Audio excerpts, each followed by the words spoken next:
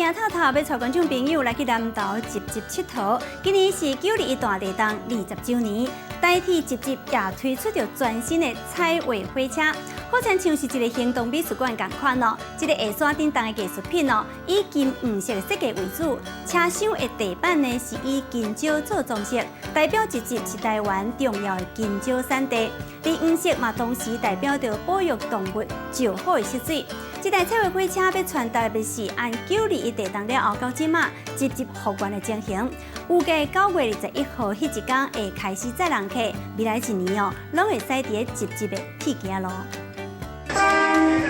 金黄色的火车进站，透着日头光，看起来是真醒目。伫921大地动满20周年进前，台铁和火车来变身，变做一只行动的美术馆，闪示的集集线。这设计很特别啊，很少看到没有看过火车是这样子的，很鲜艳啊，然后我会觉得很像香蕉一样，很好吃的感觉。